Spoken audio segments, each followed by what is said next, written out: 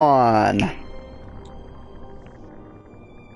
Hello everyone, welcome back to the Journey to Kingdom Hearts 3 playthrough part 29. We now go backwards in time and play Kingdom Hearts. No matter what video we did next, sleep. it was gonna be back in time anyway. So That's true. So I'm still waiting for this thing to show up on my feed. I see it in yours. Hang on. Oh wait, maybe I gotta go home first. Hang on, just checking. There it is. There it is. All right, we're good. All right, so yes, this is Kingdom Hearts Birth by Sleep for the PlayStation Portable, as it came out, I believe, in 2011. I think is when it first showed up. This was actually the first Kingdom Hearts games I remember following. Yeah, yeah. This was like the days Birth by Sleep encoded with a follow the development of. So I remember Kingdom Hearts being a really big deal at the time because of you know, that epic cutscene, which ain't so epic in the game, but we'll get there. Yeah, believe me, we'll get to that.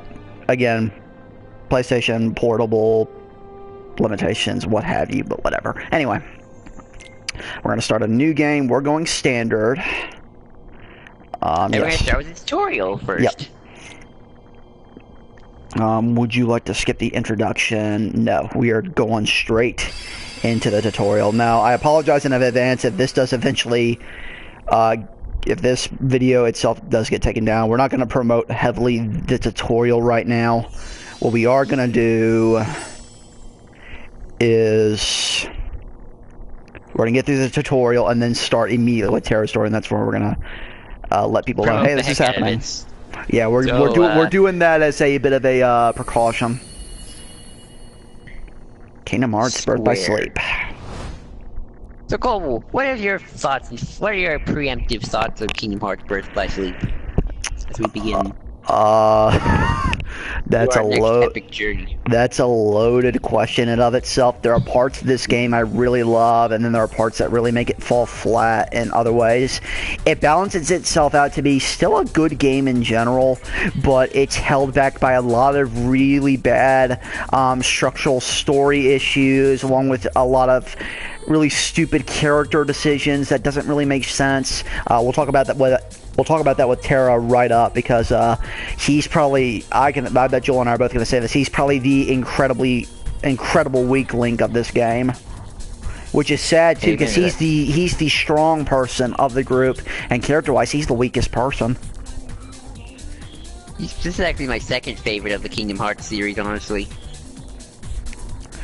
I think it's my favorite. Adds some of my favorite additions to the lore. Yeah, honestly. I love Master Xehanort. I like Aqua. I think it has the most Kingdom Hearts feel to it, even more than 2. Yeah. Like if you want something that reminds you more of 1, I think this game does it.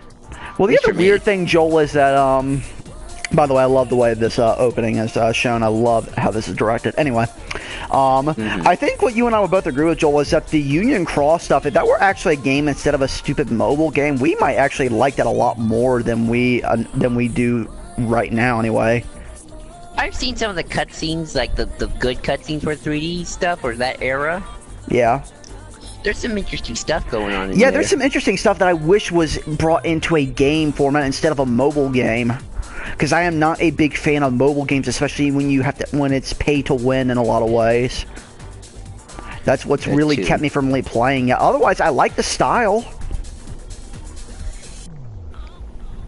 Oh yeah, I love the style. I love the story. Birth by Sleep and that have a very fairy tale-esque style. Yes, exactly.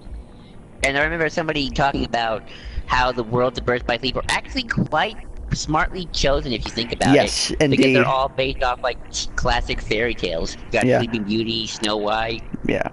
Well, and to be fair, they're well chosen. Now, if they're well used or not, that's a different thing altogether. But all right, and that does the opening. And yes, it's simple and clean. There's Sora and Riku, little Sora and Riku. I like the shot of them at the beach. That's really good. Oh yeah, here's where we see young Xehanort for the first time. being all dramatic and emo. So basically, we learn he is from Destiny Islands.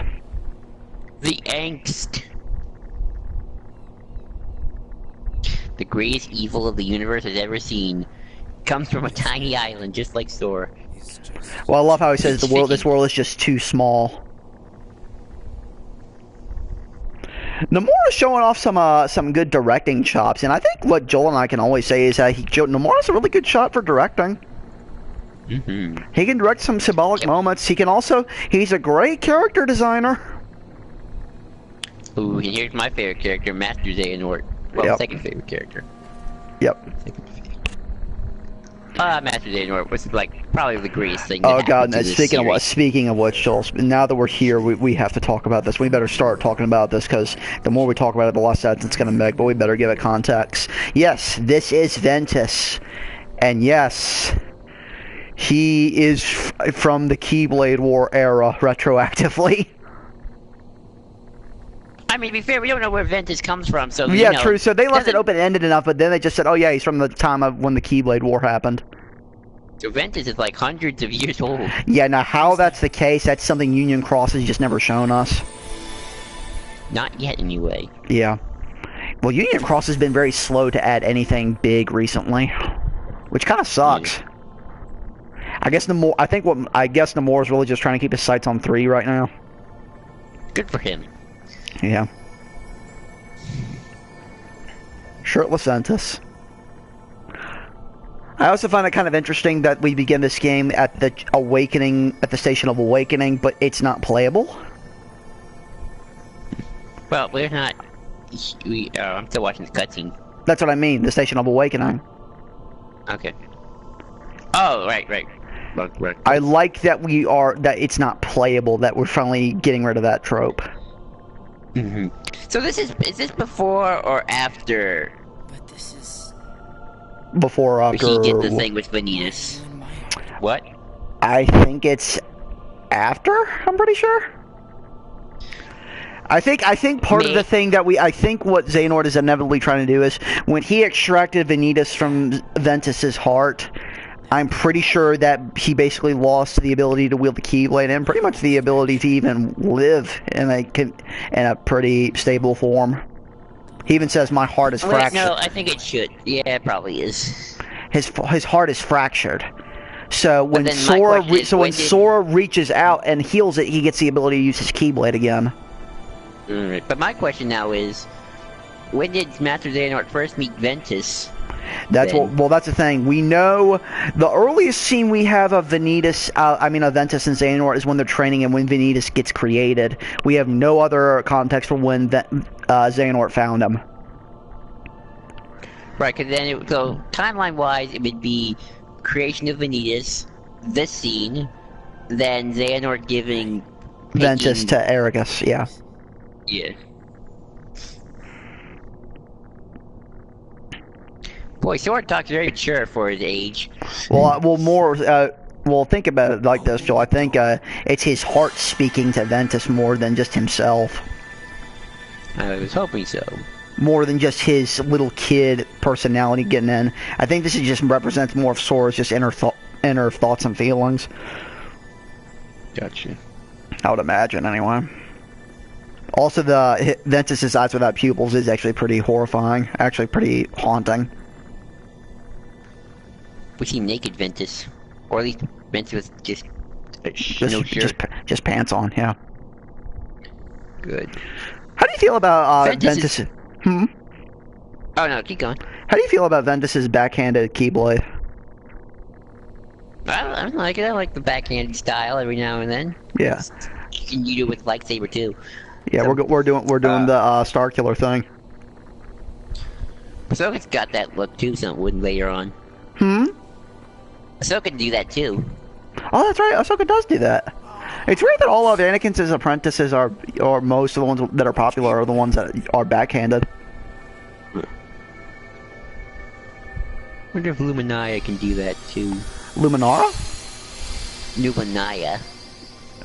Oh, are you talking about the Dark Lady from the EU? Yeah. The one isn't she the one who Vader had a few secret apprentices, so isn't she the one who turned Jason Solo into the Sith? yeah. Or responsible for leading him down that path? Yep. And of course Jason's the one who killed Mara Jade. I love when the Master Vader has the organization code. Then he really looks like the Emperor. Yeah. Oh, maybe that's what I should do. Got some ideas for later.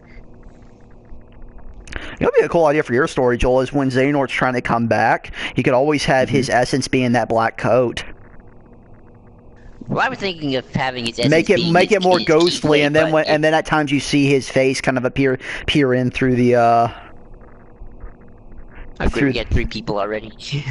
Well, Don't 2 or come to this one. Wait till the next video. That's when we start. That's when things get kicking. Well, this is just setting up the world. Well, actually, I was gonna have. Thank you. Follow my advice, good. Well, I was gonna have it where the essences of people are in Keyblades. Yeah. Isn't that kind of what Keyblades already are, in a way? I guess so. You know, kind of like your soul, spirit, heart, whatever. Yeah. Well, believe me, Joel and I will try our best not to talk about the soul in any context in Kingdom Hearts, because apparently it exists, and yet we have no idea how it exists. Your essence there. Your essence. Yeah, your essence. Your Keyblade, and you can live on through that for a while. And then oh yeah, by the way, I love this soundtrack. By the way, this is one of my favorite Kingdom Hearts soundtracks, actually. Love this soundtrack. All right, better explain the gameplay. Yeah, because I didn't understand it, and I screwed myself up, kind of. Well, Joel's kind of getting a better understanding of it nowadays. If you know how to use it, this game is a breeze. So, hell. Oh, okay, I guess. So the thing that's different from the PSP is that you can actually have more control over the camera. The PSP version, unfortunately, had one's awful camera controls. I just want to comment. I love Ventus's little picture frame because, like, Roxas was so dour and angsty, but Ventus, yeah, like, this one it just shows more of a positive vibe from Ventus, and I really like that. Ventus is such an odd character. Yeah, no kidding. Okay. Because he's Roxas, but he's more of a happy Roxas. Yeah. What the? Like, there's no edge to him. Like, I feel Roxas was kind of edgy. There's edge to Ventus, but not in the broody kind of way. There's an edge of some sadness sprinkled in throughout. That's the angsty part of him. But yeah, for the most exactly. part, he's kind of like this very polite, goody. Yeah. So here's the thing, people. Birth by Sleep works play-wise and controls a lot like original Kingdom Hearts does. The big difference is it takes some hints from 2 in terms of how the things are laid out, but the other thing is your special attacks, your magic, your special attacks are all deck-based. So you get new commands as you progress through the game and doing various deeds that will allow you to get them, like I just used Quick Blitz. So basically just special moves that you can use throughout the game. Right. So this is actually a pretty user-friendly way to play Kingdom Hearts, especially this game. Actually, if you use it right, it's actually really, really straightforward. And if you know what you're doing, you can get really, really powerful abilities really early on if you know how to combine them together. Damn it! Played Skyrim too much. Alright.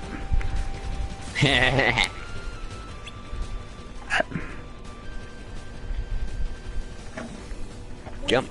What am I messing around here for? I'm gonna miss the meteor shower. Alright, there we go. Can I not dodge roll now, really? Ugh. Look, mysterious figure edged into my head the importance of dodge rolling. Sue me. Wow. Hey, dodge roll. Actually, I do know some people who never use dodge roll for like the longest times when playing this game. Well, in Birth by Sleep, if you're going to do the bosses, if you're doing it, unless you're doing it a very specific way, you're going to get murdered if you don't use dodge roll. Roxas you need dodge roll for, I think, big time. Does he have it in days? I can't remember if he can get it in days or not. I forget. I know Roxas can get glide in days. The weird thing is paralleling this scene with 1, it's a bit strange. Whoa! I can kind of see why. Also, I'll go and say it, yes, Aqua is voiced by Willa Howard, who plays Thea in Arrow. And oddly enough, I have grown to like her more here. The thing I had with Aqua when I first heard her English, I'm like, this is not how I pictured you to sound at all. Because I had a big kind of bias toward the Japanese, because the English didn't come out for like a couple months after the Japanese did. I know. That's right. So, I was used to Aqua's Japanese. I had to watch the people's subtitled versions of this game for a long time. Yeah, and Aqua sounds, in my opinion, I love Aqua's voice a lot more in Japanese, but I have grown to like Willa Howard the more it's gone on. She sounds more mature here, whereas in the Japanese version, she sounds like she's her age, but she's still learning. She's still got some maturing to do, and I kind of like that about Aqua. You got all that from the Japanese dubbed version? Yes, it's all about tone. Here, Aqua sounds a lot more subdued, whereas in the Japanese version, the voice actress just lets herself go a lot more. I want to know now. She is more bombastic in how she speaks. She lets herself get more emotional for some of the lines, whereas Willa Howard, it's kind of, I don't want to say stoic, but really refined in places I feel like it shouldn't be. Speaking of stoic, here's Terra. Oh god. Another voice actor I had a really hard time. He's probably the weakest voice actor in this entire game. Oh, by the way, we talked over a couple back to another voice actor, Leonard Nimoy. Yeah. The best voice actor in this game. Well, him and another, but the problem with, I think you and I have talked about this before, Joel. I think what the problem with Terra is either he's not being directed properly, or he just doesn't know when to be more emotional when he can be. Right. Because his battle quotes are great, and I just wish we heard him more like that through the rest of the game. No, it doesn't make any sense. What? Many things that don't make sense. So, if we destroy Ansem and Xemnas, why does Master Xehanort come back? Why? Well, isn't Terranort should be the one who comes back? No, Terranort is the one that comes back. And how does Master Xehanort come back? Remember, Joel, in Dream Drop Distance, it's from a different time. Interesting. But So that is Xehanort, but just not the one that is going to come back. Well, Master Xehanort's going to come back though, right? Because he's I would imagine so, Joel. But the whole thing with both the original voice actors of him passing away, we'll see. Well, they're going to make young Xehanort the main antagonist, aren't they? I don't think so. I think we'll get Master Xehanort, or at least some. I think what they'll do is they'll just recast him. Yeah. I would hope they get Ian McDiarmid to voice him, because he'd be perfect. I want Tim Curry. Like, let's really get Emperor Palpatine up in here. Alright. And here is Terra.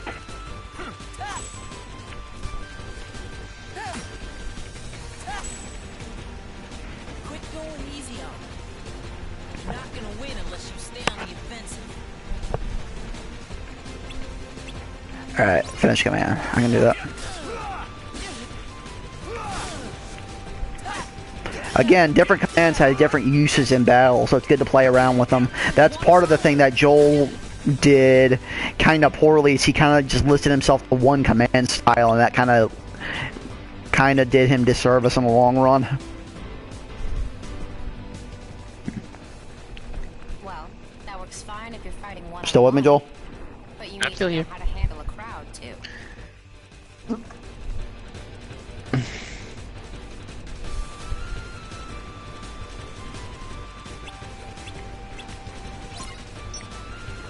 Yeah, shoot lock. Oh, speaking of which, this is shoot lock.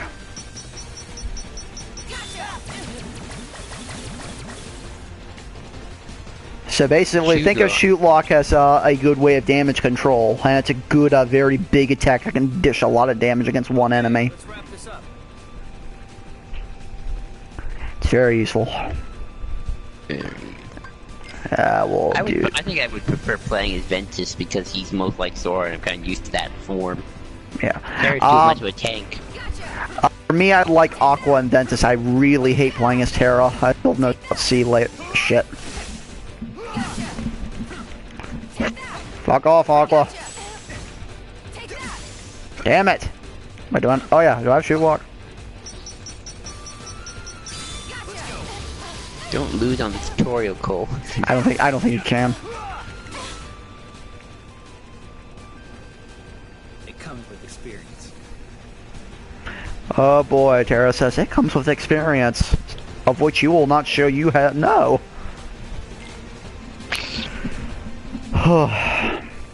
You saw that line. Trust me. You guys are ready. No, thank We're you. gonna clean up these. Alright, do you want to pause the or It's like the master said. We'll pause right when it starts to get to the because remember we gotta choose Terra, Joel. You just need to look inside Right. yourself. How about you show us choosing Terra in the video, though? No, I'll do that the next. Okay. Otherwise that's structured kind of weirdly. Oh, Alright. we don't want to lose track of stuff that's happened. Oh yes, of course, save points, as every Kingdom Hearts game does. I love how they actually comment on them. I do too. It's kind of weird because in Final Fantasy X, they kind of Braska uses a save sphere, and I'm like, okay, that's strange. Yeah, it's very meta.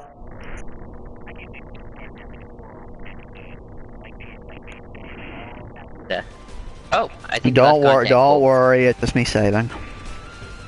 Oh, that's right. Okay, so whenever Cole saves, we're gonna lose the streaming for a little bit. That's Remember, right. it does that because just the type of saving it uses. Look at them big blue eyes of Ventus.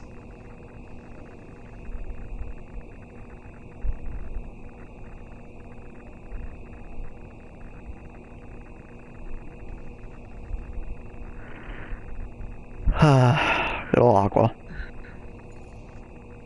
Still not over what happened to you, but you know. Always. No one will be. I wonder how many people consider Aqua their waifu. We never spent. I'm sure quite a few. You should go on all the Terra her getting Norda videos. That's all people are screaming. Waifu! Waifu! No waifu! Also, here is the first time that Mickey is voiced by his other voice actor because the original voice passed away. That's right. It was Chain Memories that was the last time. Yep, Chain Memories was the last time. Yeah, believe me, this is definitely not his original.